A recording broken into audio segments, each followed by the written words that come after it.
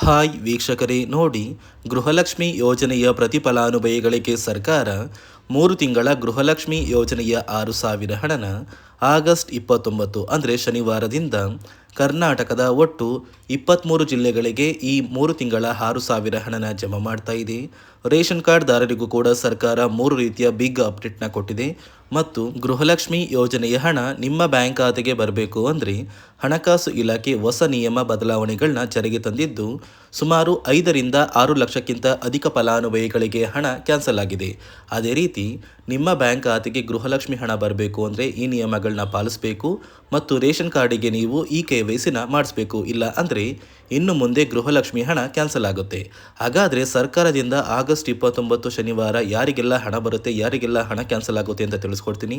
ಅದಕ್ಕಿಂತ ಮೊದಲು ನೋಡಿ ವೀಕ್ಷಕರೇ, ನೀವು ನನ್ನ ಚಾನಲ್ನ ಇನ್ನೂ ಕೂಡ ಸಬ್ಸ್ಕ್ರೈಬ್ ಆಗಿಲ್ಲ ಅಂದರೆ ದಯವಿಟ್ಟು ಪ್ರತಿಯೊಬ್ಬರು ಚಾನಲ್ನ ಸಬ್ಸ್ಕ್ರೈಬ್ ಮಾಡಿಕೊಂಡು ಹಾಗೆ ವಿಡಿಯೋಗೆ ಒಂದು ಲೈಕ್ನ ಕೊಡಿ. ಹೌದು ವೀಕ್ಷಕರೇ, ಗೃಹಲಕ್ಷ್ಮಿ ಯೋಜನೆಯ ಪ್ರತಿಯೊಂದು ಫಲಾನುಭವಿಗಳ ಬ್ಯಾಂಕ್ ಖಾತೆಗೆ ಒಟ್ಟು 3 ತಿಂಗಳ ಗೃಹಲಕ್ಷ್ಮಿ ಯೋಜನೆಯ 6,000 ಹಣನ ಜಮಾ ಮಾಡ್ತಾ ಇದೆ. 32ನೇ ಕಂತು, 33ನೇ ಕಂತು ಹಾಗೂ 34ನೇ ಕಂತು. ಒಟ್ಟು ನಿಮ್ಮ ಬ್ಯಾಂಕ್ ಖಾತೆಗೆ 6,000 ಹಣ ಬರ್ತಾ ಇರೋದು ನಿಜ. ಸರ್ಕಾರದಿಂದ ಬಂದಿರುವ ನಿಯಮಗಳು ಮತ್ತು ಬದಲಾವಣೆಗಳನ್ನ ನೀವು ಪಾಲಿಸಿದರೆ ಆದಷ್ಟು ಬೇಗ ಗೃಹಲಕ್ಷ್ಮಿ ಹಣ ನೇರವಾಗಿ ನಿಮ್ಮ ಬ್ಯಾಂಕ್ ಖಾತೆಗೆ ಜಮಾ ಮಾಡುತ್ತೆ. ಯಾಕಂದರೆ ಈಗಾಗಲೇ ಸುಮಾರು 5ರಿಂದ 6 ಲಕ್ಷಕ್ಕಿಂತ ಅಧಿಕ ಫಲಾನುಭವಿಗಳಿಗೆ ಗೃಹಲಕ್ಷ್ಮಿ ಹಣ ಕ್ಯಾನ್ಸಲ್ ಆಗಿದ್ದು, ಸರ್ಕಾರ ಒಟ್ಟು ಕರ್ನಾಟಕದ 23 ಜಿಲ್ಲೆಗಳನ್ನು ಆಯ್ಕೆ ಮಾಡಿ ಈ ಗೃಹಲಕ್ಷ್ಮಿ ಯೋಜನೆಯ 6,000 ಹಣನ ಆಗಸ್ಟ್ 29 ಅಂದರೆ ಶನಿವಾರದಿಂದ ಜಮಾ ಮಾಡ್ತಾ ಇದ್ದು, ಯಾವ ಜಿಲ್ಲೆಗಳಿಗೆ ಹಣ ಬರ್ತಾ ಇದೆ ಅಂದರೆ ಬಾಗಲಕೋಟೆ, ಬೆಂಗಳೂರು ನಗರ, ಬೆಂಗಳೂರು ಗ್ರಾಮಾಂತರ, ಬೆಳಗಾವಿ, ಬಳ್ಳಾರಿ, ಬೀದರ್, ವಿಜಯನಗರ, ಚಾಮರಾಜನಗರ, ಚಿಕ್ಕಬಳ್ಳಾಪುರ, ಚಿಕ್ಕಮಗಳೂರು, ಚಿತ್ರದುರ್ಗ, ದಕ್ಷಿಣ ಕನ್ನಡ, ದಾವಣಗೆರೆ, ಧಾರವಾಡ, ಗದಗ, ಕಲಬುರಗಿ, ಹಾಸನ, ಹಾವೇರಿ, ಕೊಡಗು, ಕೋಲಾರ, ಕೊಪ್ಪಳ, ಮಂಡ್ಯ, ಮೈಸೂರು, ರಾಯಚೂರು, ರಾಮನಗರ, ಶಿವಮೊಗ್ಗ, ತುಮಕೂರು, ಉಡುಪಿ, ಉತ್ತರ ಕನ್ನಡ, ಯಾದಗಿರಿ. ಒಟ್ಟು 3 ತಿಂಗಳ 6,000 ಹಣನ ಸರ್ಕಾರ ಈ ಜಿಲ್ಲೆಗಳ ಪ್ರತಿ ಫಲಾನುಭವಿಗಳಿಗೆ ಜಮಾ ಮಾಡ್ತಾ ಇದೆ. ಆದರೆ ಸಾಕಷ್ಟು ಫಲಾನುಭವಿಗಳಿಗೆ ಈಗಾಗಲೇ ಹಣ ಕ್ಯಾನ್ಸಲ್ ಆಗಿದೆ. ಕಾರಣ ಏನು ಅಂದರೆ ಸರ್ಕಾರ ಜಾರಿಗೆ ತಂದಿರುವ ನಿಯಮ ಮತ್ತು ಬದಲಾವಣೆಗಳು. ಮತ್ತು ಸರ್ಕಾರ ಈ ಗೃಹಲಕ್ಷ್ಮಿ ಹಣಕ್ಕೆ ಕೆಲವು ನಿಯಮಗಳನ್ನ ಕೂಡ ಜಾರಿಗೆ ತಂದಿದೆ. ಅದೇ ರೀತಿ ರೇಷನ್ ಕಾರ್ಡ್ ಹೊಂದಿರುವ ಪ್ರತಿಯೊಂದು ಕಾರ್ಡ್ದಾರರಿಗೂ ಕೂಡ ಸರ್ಕಾರ 3 ಮುಖ್ಯವಾದ ಭರ್ಜರಿ ಗುಡ್ ನ್ಯೂಸ್ನ ಕೊಟ್ಟಿದ್ದು, ಮೊದಲ ಒಂದು ಗುಡ್ ನ್ಯೂಸ್ ಬಂದು ಸರ್ಕಾರ ಹೊಸ ರೇಷನ್ ಕಾರ್ಡ್ಗೆ ಅರ್ಜಿನ ಸ್ವೀಕಾರ ಮಾಡ್ತಾ ಇದೆ. ನೀವು ಕೂಡ ಹೊಸ ರೇಷನ್ ಕಾರ್ಡ್ನ ಪಡಿಬೇಕು ಅಂದರೆ ಆದಷ್ಟು ಬೇಗ ಅರ್ಜಿನ ಹಾಕಿ. ಅದೇ ರೀತಿ ಎರಡನೆಯ ಒಂದು ಗುಡ್ ನ್ಯೂಸ್ ಬಂದು ನೋಡಿ ವೀಕ್ಷಕರೇ, ನಿಮ್ಮ ಒಂದು ರೇಷನ್ ಕಾರ್ಡ್ಗೆ ಸರ್ಕಾರದಿಂದ 15 ರೀತಿಯ ಆಹಾರ ಪದಾರ್ಥಗಳನ್ನ ಪ್ರತಿ ರೇಷನ್ ಕಾರ್ಡ್ಗೆ ಕೊಡುವುದಾಗಿ ಸರ್ಕಾರ ಭರ್ಜರಿ ಗುಡ್ ನ್ಯೂಸ್ನ ಕೊಟ್ಟಿದೆ. ಹೌದು ವೀಕ್ಷಕರೇ, ನಿಮ್ಮ ರೇಷನ್ ಕಾರ್ಡ್ಗೆ ಇಂದಿರಾ ಕಿಟ್ನ ಸರ್ಕಾರ ಕೊಡಬೇಕಾಗಿತ್ತು. ಆದರೆ ಇಲ್ಲಿಯವರೆಗೂ ಯಾರಿಗೂ ಕೂಡ ಇಂದಿರಾ ಕಿಟ್ ಸಿಕ್ಕಿಲ್ಲ. ಇದೀಗ ಸರ್ಕಾರ ನಿಮ್ಮ ಒಂದು ರೇಷನ್ ಕಾರ್ಡಿಗೆ ಜುಲೈ, ಆಗಸ್ಟ್ ಮತ್ತು ಸೆಪ್ಟೆಂಬರ್ ತಿಂಗಳ ಒಟ್ಟು 3 ತಿಂಗಳಿಗೆ ಸಿಗುವಂತಹ 15 ರೀತಿಯ ಇಂದಿರಾ ಕಿಟ್ನ ನಿಮ್ಮ ಒಂದು ರೇಷನ್ ಕಾರ್ಡ್ಗೆ ಸರ್ಕಾರ ಕೊನೆಗೂ ವಿತರಣೆ ಮಾಡುವುದಾಗಿ ನಿರ್ಧಾರ ಮಾಡಿದ್ದು, ಪ್ರತಿ ಕಾರ್ಡ್ದಾರರಿಗೆ ಅಂದರೆ ರೇಷನ್ ಕಾರ್ಡ್ ಹೊಂದಿರುವ ಪ್ರತಿ ಕಾರ್ಡ್ದಾರರಿಗೂ ಈ ಒಂದು ಇಂದಿರಾ ಕಿಟ್ನ ಸರ್ಕಾರ ಕೊಡುತ್ತೆ. ಮೂರನೆಯ ಒಂದು ಗುಡ್ ನ್ಯೂಸ್ ಬಂದು, ಇನ್ನು ಮುಂದೆ ನೀವು ಉಚಿತ ಅಕ್ಕಿ ಪಡಿಬೇಕು ಅಂದರೆ ಆ ಒಂದು ಬಯೋಮೆಟ್ರಿಕ್ ಮಷಿನ್ ಮೇಲೆ ಬೆರಳಿಡುವಂತಹ ಅವಶ್ಯಕತೆ ಇಲ್ಲ. ಯಾಕಂದರೆ ಇದೀಗ ಸರ್ಕಾರ ನಿಮ್ಮ ಒಂದು ಬೆರಳು ಆ ಒಂದು ಮಷಿನಲ್ಲಿ ಎಂಟ್ರಿ ಆಗಿಲ್ಲ ಅಂದರೂ ಕೂಡ ಆ ಒಂದು ಅಧಿಕಾರಿಗಳು ಪುಸ್ತಕದಲ್ಲಿ ನಿಮ್ಮ ಒಂದು ಹೆಸರನ್ನ ಬರ್ಕೊಂಡು ನಿಮ್ಮ ಕಾರ್ಡಿಗೆ ಅಕ್ಕಿನ ಕೊಡಬೇಕು ಅಂತ ಸರ್ಕಾರ ಆದೇಶ ಕೊಟ್ಟಿದ್ದು, ಈ 3 ಗುಡ್ ನ್ಯೂಸ್ನ ಪ್ರತಿಯೊಂದು ಫಲಾನುಭವಿಗಳಿಗೆ ಸರ್ಕಾರ ಕೊಡ್ತಾ ಇದೆ. ಇದರ ಜೊತೆಗೆ ನಿಮ್ಮ ಬ್ಯಾಂಕ್ ಖಾತೆಗೆ ಗೃಹಲಕ್ಷ್ಮಿ ಯೋಜನೆಯ ಹಣ ಇನ್ನು ಮುಂದೆ ಬರಬೇಕು ಅಂದರೆ 5 ರೀತಿಯ ಹೊಸ ನಿಯಮಗಳನ್ನ ನೀವು ಪಾಲಿಸಬೇಕು ಅಂತ ಸರ್ಕಾರ ಆದೇಶ ಕೊಟ್ಟಿದೆ.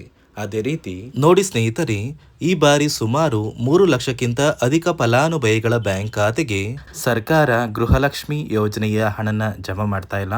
ಕಾರಣ ಏನು ಅಂದರೆ ನಿಮ್ಮ ಬ್ಯಾಂಕ್ ಖಾತೆಗೆ ಡೆಬಿಟ್ ಮೂಲಕ ಹಣ ಜಮಾ ಮಾಡುವಂತಹ ಸಂದರ್ಭದಲ್ಲಿ ಸರ್ಕಾರ ಸಾಕಷ್ಟು ಫಲಾನುಭವಿಗಳ ಒಂದು ಬ್ಯಾಂಕ್ ಖಾತೆಗೆ ಹಣ ಜಮಾ ಮಾಡೋದನ್ನು ಕ್ಯಾನ್ಸಲ್ ಮಾಡಿದೆ. ಯಾಕಂದರೆ ಇತ್ತೀಚೆಗೆ ಹಣಕಾಸು ಇಲಾಖೆ ಜಾರಿಗೆ ತಂದಿರುವ 5 ನಿಯಮಗಳ ಆಧಾರದ ಮೇಲೆ ಪ್ರತಿಯೊಂದು ಫಲಾನುಭವಿಗಳಿಗೆ ಸರ್ಕಾರ ಈ ಒಂದು ಹಣನ ಜಮಾ ಮಾಡ್ತಾ ಇದ್ದು, ಯಾರೆಲ್ಲ ಫಲಾನುಭವಿಗಳು ಈ ನಿಯಮಗಳನ್ನ ಪಾಲಿಸಿಲ್ಲ ನಿಮ್ಮ ಬ್ಯಾಂಕ್ ಖಾತೆಗೂ ಕೂಡ ಹಣ ಜಮಾ ಆಗೋದಿಲ್ಲ. ಹಾಗಾದರೆ ಬನ್ನಿ ಸ್ನೇಹಿತರೆ, ಸರ್ಕಾರ ಜಾರಿಗೆ ತಂದಿರುವ ಆ 5 ಹೊಸ ನಿಯಮಗಳು ಏನು ಅಂತ ನಾನು ನಿಮಗೆ ತಿಳಿಸ್ಕೊಡ್ತಾ ಇದ್ದೀನಿ.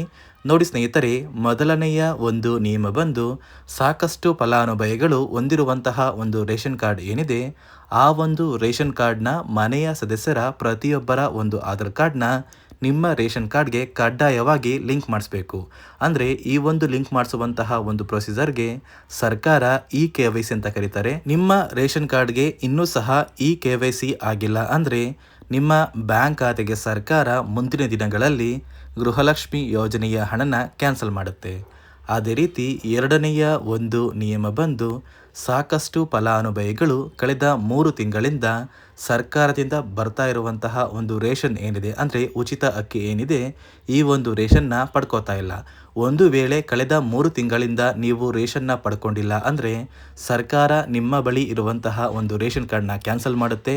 ನಿಮ್ಮ ರೇಷನ್ ಕಾರ್ಡ್ನ ಸರ್ಕಾರ ಕ್ಯಾನ್ಸಲ್ ಮಾಡಿದರೆ ನಿಮ್ಮ ಬ್ಯಾಂಕ್ ಖಾತೆಗೆ ಗೃಹಲಕ್ಷ್ಮಿ ಯೋಜನೆಯ ಹಣ ಇರ್ಬೋದು ಮತ್ತು ಸರ್ಕಾರದಿಂದ ಬರುವಂತಹ ಒಂದು ಸೌಲಭ್ಯಗಳನ್ನ ನೀವು ಕಳ್ಕೋಬೇಕಾಗುತ್ತೆ. ಅದೇ ರೀತಿ ಮೂರನೆಯ ಒಂದು ನಿಯಮ ಬಂದು ನೋಡಿ ಸ್ನೇಹಿತರೆ, ನಿಮ್ಮ ಬಳಿ ಇರುವಂತಹ ಒಂದು ಆಧಾರ್ ಕಾರ್ಡ್ ಏನಿದೆ, ಆ ಒಂದು ಆಧಾರ್ ಕಾರ್ಡ್ನ ಕಳೆದ 15 ವರ್ಷಗಳಲ್ಲಿ ನೀವು ಯಾವುದೇ ರೀತಿಯ ಒಂದು ತಿದ್ದುಪಡಿನ ಮಾಡಿಸಿಲ್ಲ ಅಂದರೆ ನಿಮ್ಮ ಬ್ಯಾಂಕ್ ಖಾತೆಗೆ ಸರ್ಕಾರ ಗೃಹಲಕ್ಷ್ಮಿ ಯೋಜನೆಯ ಹಣನ ಕ್ಯಾನ್ಸಲ್ ಮಾಡುತ್ತೆ. ಯಾಕಂದರೆ ಸರ್ಕಾರದಿಂದ ಬಂದಿರುವಂತಹ ಒಂದು ಆದೇಶದ ಪ್ರಕಾರ ಪ್ರತಿಯೊಂದು ಫಲಾನುಭವಿಗಳು ಕಳೆದ 15 ವರ್ಷಗಳಲ್ಲಿ ಯಾವುದೇ ರೀತಿಯ ಒಂದು ತಿದ್ದುಪಡಿನ ನಿಮ್ಮ ಆಧಾರ್ ಕಾರ್ಡ್ಗೆ ನೀವು ಮಾಡಿಸಿಲ್ಲ ಅಂದರೆ ಕಡ್ಡಾಯವಾಗಿ ಆದಷ್ಟು ಬೇಗ ನಿಮ್ಮ ಆಧಾರ್ ಕಾರ್ಡ್ಗೆ ತಿದ್ದುಪಡಿನ ಮಾಡಿಸಿ. ಅದೇ ರೀತಿ ನಾಲ್ಕನೆಯ ಒಂದು ನಿಯಮ ಬಂದು ನಿಮ್ಮ ಕುಟುಂಬದ ಒಂದು ವಾರ್ಷಿಕ ಆದಾಯ 7 ಲಕ್ಷಕ್ಕಿಂತ ಕಡಿಮೆ ಇರಬೇಕು.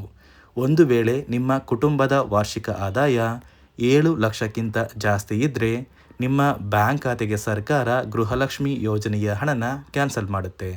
ಅದೇ ರೀತಿ 5ನೆಯ ಒಂದು ನಿಯಮ ಬಂದು ನಿಮ್ಮ ಕುಟುಂಬದ ಸದಸ್ಯರು ಅಥವಾ ಗೃಹಲಕ್ಷ್ಮಿ ಯೋಜನೆಯ ಫಲಾನುಭವಿಗಳು ಯಾರು ಕೂಡ ಸರ್ಕಾರಿ ನೌಕರರಾಗಿ ಕಾರ್ಯನಿರ್ವಹಿಸ್ತಾ ಇರಬಾರ್ದು. ಒಂದು ವೇಳೆ ನಿಮ್ಮ ಕುಟುಂಬದಲ್ಲಿ ಯಾರೇ ಆಗಿದ್ರೂ ಸರ್ಕಾರಿ ನೌಕರರಾಗಿ ಕಾರ್ಯನಿರ್ವಹಿಸ್ತಾ ಇದ್ದರೆ ನಿಮ್ಮ ಬ್ಯಾಂಕ್ ಖಾತೆಗೆ ಗೃಹಲಕ್ಷ್ಮಿ ಯೋಜನೆಯ ಹಣ ಕ್ಯಾನ್ಸಲ್ ಆಗುತ್ತೆ.